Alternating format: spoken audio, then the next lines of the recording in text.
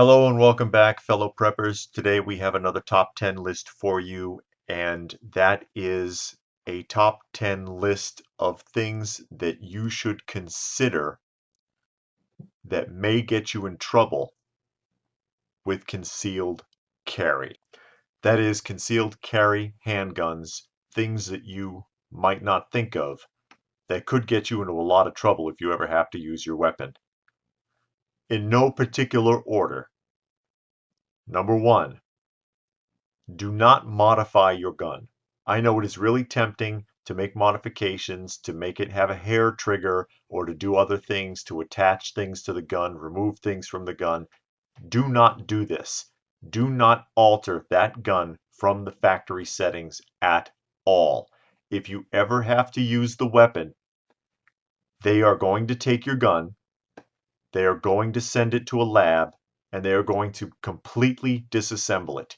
And if there's any variation from factory settings, the district attorney will hold it against you. I can almost guarantee it.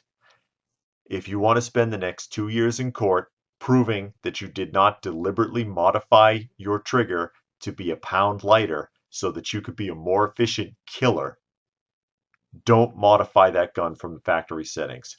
A district attorney is just a glorified form of politician. Do not be a notch in that person's belt. Number two, know what the rules are about knives in your state, county, city, wherever you are. I have heard this happen, that you have to use your firearm and then they hold it against you because you also had a knife and they want to know why you did not use a less lethal form of defense first since you had an alternative weapon. Which is ridiculous because if you know what I know, there are people who are far more dangerous with a knife in their hand than a gun. Know what the rules are about having a knife and a gun at the same time. There can be variations depending upon where you live. Number three, sorry to say this one, do not talk to the police. And this comes from the police. I've been in training classes where I've spoken with police officers, and this is their advice. If you have to draw and fire on someone in a self-defense situation, do not talk to the police.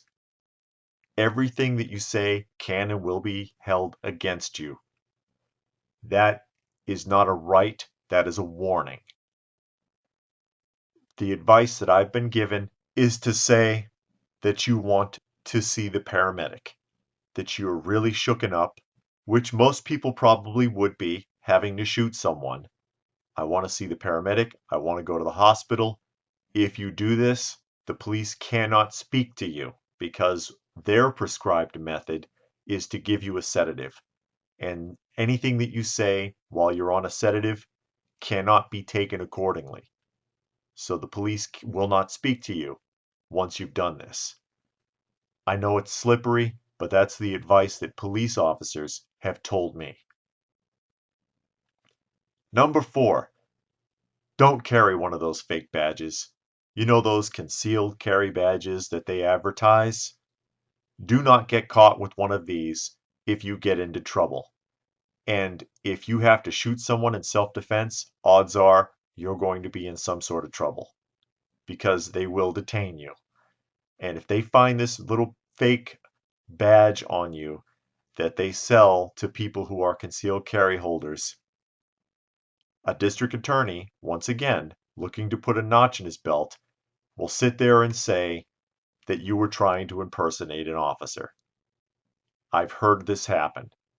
Do not carry one of those badges. If you're in a state that requires a license, your license is more than enough. Number five, do not carry too many guns or magazines. Only carry enough that makes sense. I know that there's really no restriction in most places as to how many weapons that you can carry on you, but don't have too many because again, this looks bad. And most of what's going to happen to you is going to be based on how it looks. Don't have 6 guns inside your jacket. Don't have 12 magazines. There are people who do this. Shoot someone in self-defense and have all of this stuff on you and just watch what happens in court.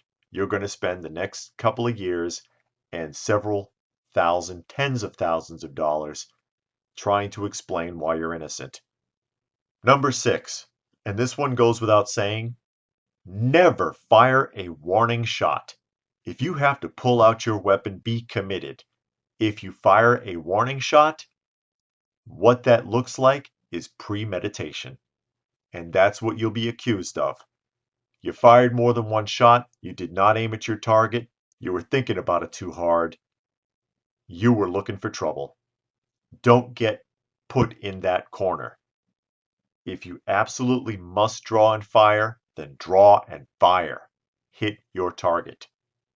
Number 7, and this is more specifically to states where you have to be licensed, make sure you always have that permit with you. If you're carrying and you don't have your permit and you have to use your weapon, there won't be a hole deep enough to bury you in.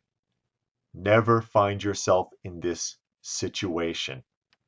Number 8, use the correct ammunition for your gun. That is proper self-defense ammunition, hollow points, so on and so forth. They don't like you to be using target loads.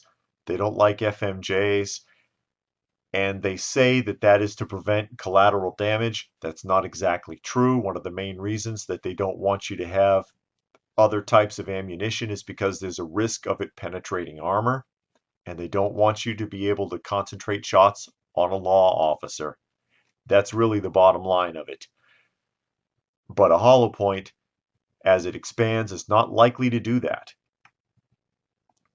Do not let them use it against you that you had FMJs or target loads in your gun if you have to use it, because they will accuse you of other types of premeditation.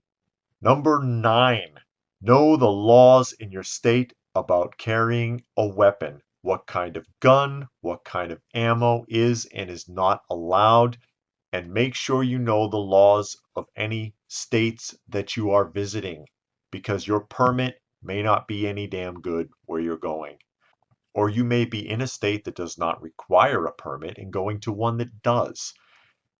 Also keep in mind that there are variations in states between cities and counties. Don't get caught up in that. For example, if you live in Illinois, in certain counties, laser sights on your firearm are illegal. In others, they are not. So you could drive across a border, get pulled over for missing a stop sign or something like that, and get in a lot of trouble because where you came from allowed a laser sight and where you went to didn't. Don't get caught up in that. Know what the surrounding laws are. Number 10, don't tell anyone that you carry. Only you should know that you are carrying your weapon. You do not have to show it to anyone. You do not have to tell anyone about it. I've brought this up in other videos about just keeping your mouth shut. It goes for me too. It goes for everyone. Do not tell people what you do, what you have, where you keep it, what you carry. They do not need to know these things. The more you talk, the more trouble you can get in. Keep that sort of information to yourself. And just one more piece of advice, call it number 11 if you will. Watch out at the airport. Every year we hear the TSA brag about how they found, oh, we confiscated 200 guns, we confiscated 250 guns. These people are not stopping criminals. These people are not stopping terrorists. It's not happening. What they're doing is they're catching up honest gun-owning citizens who slipped up. They made a mistake, and boy, are they paying for it because they forgot to check their weapon. Don't go to an airport with a firearm. Just don't. You'll never live it down. So I hope you found this information helpful. If you have anything to add, please feel free to post it in the comments section down below. Give the video a thumbs up if you got something out of it. I hope that you did. Share it if you can and subscribe if you are new. Check out some of the other videos. You may find something helpful to you. So like it always says, stay frosty, folks, and thanks for watching.